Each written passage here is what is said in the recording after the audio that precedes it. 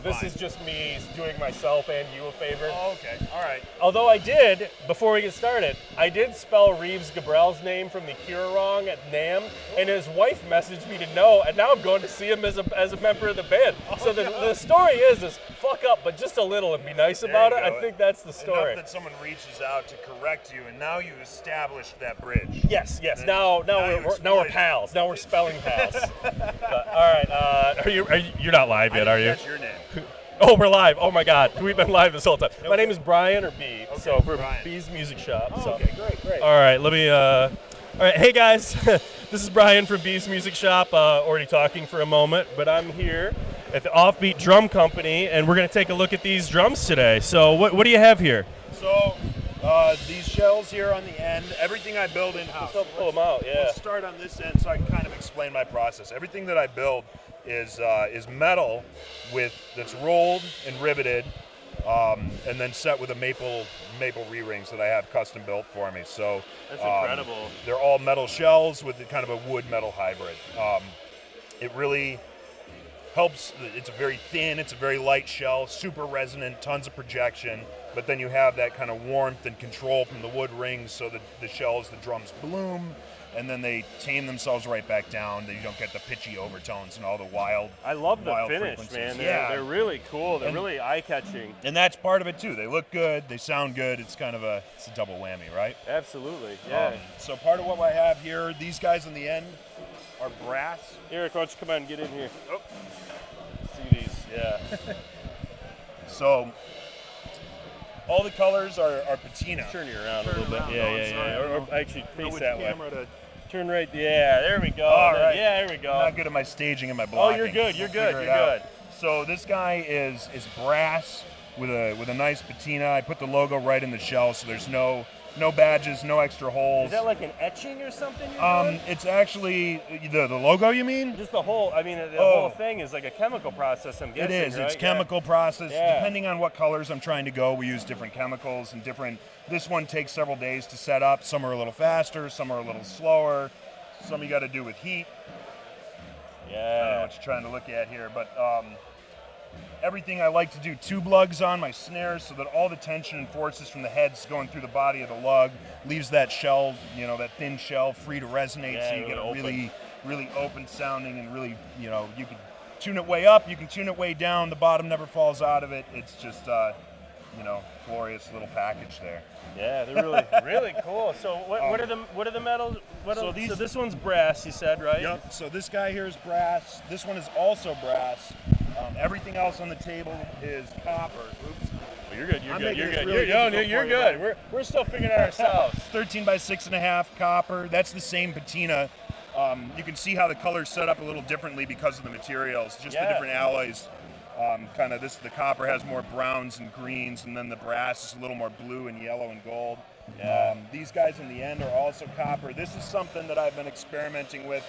It's two different patina processes. So I do one to kind of give it that shimmery rainbow look, and then another to kind of darken it up and do the logos. This guy here is one of the latest and greatest. So that's, doing that Art Deco pattern in the patina. I really love kind of the blending of the organic colors and then the very sharp intentional lines. You kind of get a juxtaposition in the design of the drum. And again, no extra holes for badging. It just makes a lot of really... And your vent holes like laser etched or something? The vent holes are all laser cut for the CNC, so that's just a little bit of a flex on people who got to use drill bits and put a grommet in there, less hardware.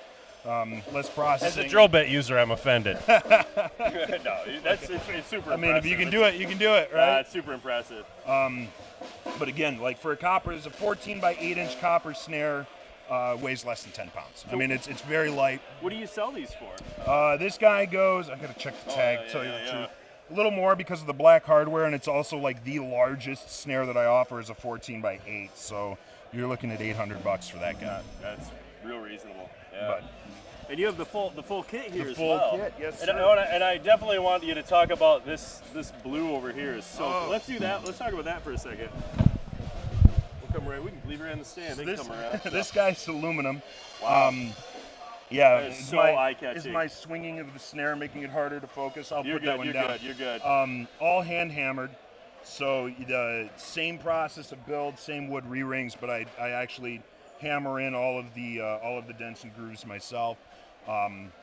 It dries up it makes the shell a little bit stiffer and dries up the tone just a little bit.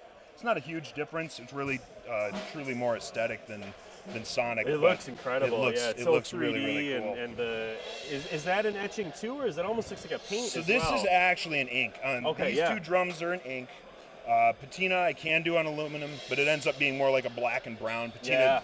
Aluminum patinas aren't super colorful. So for this particular style, these are not actually patina. Yeah. Everything else is. Yeah. The kit is all patina.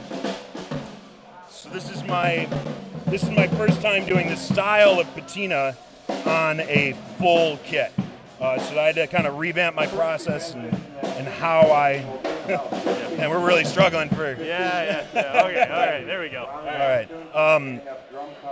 There's a whole process that I have to go through to make these colors on the copper, because what you're seeing is all just natural verdigris. You know how like copper pennies turn green?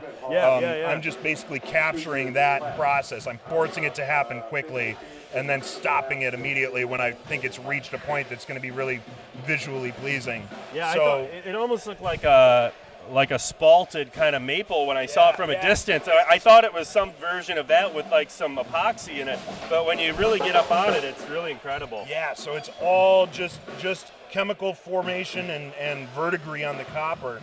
There's some grain and tooth to it. You know, I blend it in and sand the copper a little bit to prep the material beforehand, so you do see some of that metal grain come through. Yeah. But I just let it build up until it's kind of got those nice rivers of brown and copper and blue, and really the only painting I do is clear coating to protect it and stop it from changing over time. How long have you been making these? How long is the company?